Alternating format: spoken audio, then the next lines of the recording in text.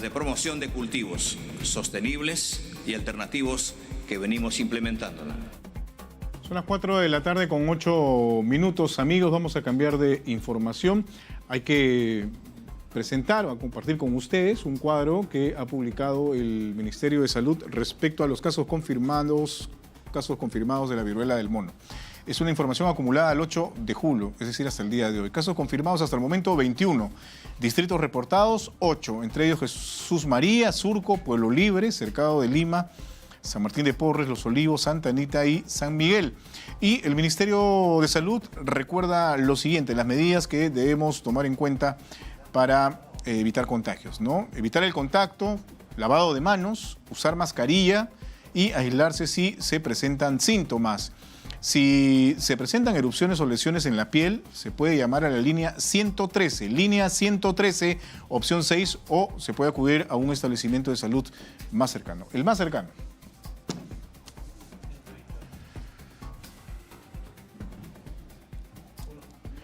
Muy bien, a propósito de este tema, vamos a conversar con Luis Pampa Espinosa, es médico infectólogo del Instituto Nacional de Salud. ¿Qué tal, doctor? Muy buenas tardes, bienvenida a esta hora de noticias.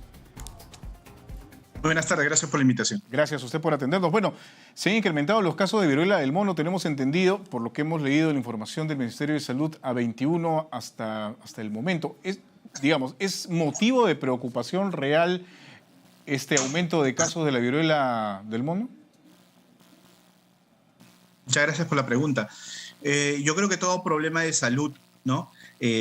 Definitivamente es algo que lo tenemos que analizar y por supuesto que es motivo de preocupación para las autoridades sanitarias, pero obviamente hay que tener algunas consideraciones bajo esta enfermedad, ¿no?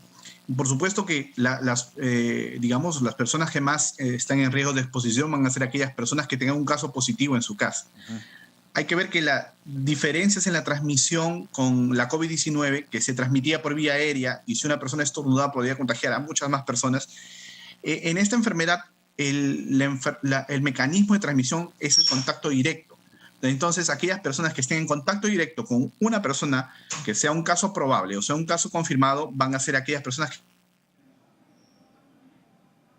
que van a estar por supuesto que se está estudiando más algunos mecanismos y algunas otras cosas con respecto a esta enfermedad, pero hasta el momento estas personas que estarían en contacto directo serían las que estén en mayor riesgo de transmisión. O sea, el contacto directo significa el núcleo cercano de la persona, familiares, por ejemplo, y qué tipo de contactos. ¿El mismo esputo? ¿El tocarse las manos? ¿Qué tipo de situaciones son más propensas para que se pueda contagiar a alguien? El periodo de transmisión de la enfermedad es mientras la persona tiene síntomas de la enfermedad, uh-huh, que puede empezar con fiebre, malestar general, inflamación a nivel de los ganglios, erupciones, estas lesiones tipo exantema en el cuerpo que podrían aparecer. O sea, si es que presentamos esos síntomas, es mejor aislarnos en ese momento. Por supuesto, hasta obviamente la intervención de un médico, claro, ya sea su médico de cabecera o acudir a un establecimiento de salud o a través del 113, ¿no? Entonces, una persona que tenga, sobre todo el síntoma principal, que son las lesiones exantemáticas, es una persona que puede transmitir a sus demás familiares. ¿Y cómo es el mecanismo de transmisión? Si los familiares no tienen cuidado, lesiones que tiene la persona infectada, están muy cerca de la persona, esta persona está de repente hablando, compartiendo vasos, cucharas, un intercambio de secreciones, por supuesto que puede contagiarse los demás familiares o las demás personas que tengan contacto con estas personas. Entonces es importante identificar los síntomas y los signos de la enfermedad y también obviamente alertar a los familiares que podrían tener un familiar con esta sintomatología, claro, para que acudan a un establecimiento o llamen al 103. Ahora, ¿el tiempo de incubación cuánto es? Porque usted señala que si una persona empieza a presentar fiebres, este tipo de erupciones, en fin, es motivo de alerta, ¿no? Pero hay un periodo, supongo yo, anterior ya a esta situación concreta en la que también podría contagiar. ¿Cuál es el periodo de incubación exactamente? ¿Cómo funciona esto? El periodo de incubación es el periodo en el cual una persona se infecta o ha tenido contacto, uh-huh, ¿no? Y el virus ha ingresado a su organismo hasta que hacen los síntomas, ¿no? Es el periodo asintomático. Uh-huh. Va de 5 a 21 días. Uh-huh. En promedio, entre el sexto al 10º día ya las personas podrían tener síntomas, pero hasta 21 días es el periodo máximo de tiempo en el cual uno, obviamente las personas que tengan contacto directo con una persona probable o positiva tienen que tener mucho cuidado, y las medidas de aislamiento, el lavado de manos, la desinfección de las manos, ya sea con alcohol o con alguna otra sustancia desinfectante, el uso de mascarillas, sobre todo dentro del domicilio de un caso probable o confirmado, son muy importantes para la prevención de la enfermedad. Ahora, ¿cuál es el tratamiento que se sigue en las personas que han contraído esta enfermedad? Sintomático, ¿no? No hay ningún tratamiento aprobado actualmente a nivel mundial, ¿no? Ningún antiviral que haya demostrado tener eficacia frente o de la severidad de las lesiones. Por el momento el tratamiento es sintomático. Si la persona tiene fiebre, se le da medicamentos para la fiebre. Si hay algún otro síntoma asociado, se le puede dar algún medicamento para calmar estos síntomas. Y básicamente el aislamiento temprano, oportuno y efectivo con los demás miembros de la familia va a ser cortar la cadena de transmisión. ¿Y las erupciones se tratan de alguna manera? ¿Qué, digamos, malestares pueden generar este tipo de apariciones en la piel? Estas erupciones no tienen un intenso. ¿No? Si por ahí hay algún síntoma leve, pues definitivamente con el médico tratante se van a manejar oportunamente. Claro que todos los pacientes desarrollan diferentes cuadros de sintomáticos, ¿no? Al igual que el COVID-19, algunos pacientes que tenían unos cuadros más intensos que otros, pero el porcentaje de complicación en esta enfermedad es muy poco, ¿no? Menos del 4%, 1%. De lo que hemos visto de brotes en otros países son los que se podrían complicar, y está asociado más a personas, no tanto por la enfermedad, sino por alguna otra enfermedad severa o menores de 10 años. Personas que tengan menores de 10 años sí pueden, o sea, descrito mayor complicación.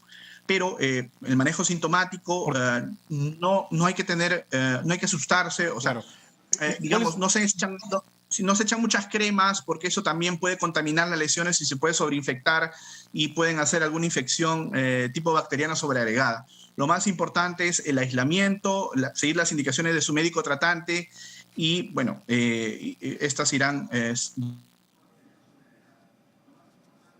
dependerán de... Sí, doctor, usted ha mencionado que menores de 10 años, digamos, podrían tener mayores complicaciones. ¿Por qué motivo? Digamos, es la data que nos llega de brotes en otros países, ¿no? Probablemente pues en estos pequeños, digamos, es un poco difícil que se controlen, tanto con los adultos, que hay un poco más de voluntad para que no se dañen las lesiones, pero en este grupo poblacional se ha visto un poquito más de complicación, pero el grado de letalidad llega a ser muy bajo. Usualmente han tenido asociadas algunas otras comorbilidades, como inmunosupresiones severas, ¿no? Pero básicamente hasta el momento se describe este grupo etario, no hay más datos hasta el momento más específicos, ¿no? En los cuales podríamos deshilachar un poco y poder orientar alguna campaña estratégica. Lo que sí también es importante decir a la población es que las medidas de prevención y control son importantes, la identificación temprana de la enfermedad es importante, hay descripción de otros países, ¿no? Que nos llega de CDC de Europa y Estados Unidos, que también un grupo poblacional, lo cual describe buena cantidad de casos, son aquellas personas de hombres que tienen sexo con hombres. Por supuesto que al tener interacción entre ellos hay un contacto directo y pueden tener la enfermedad.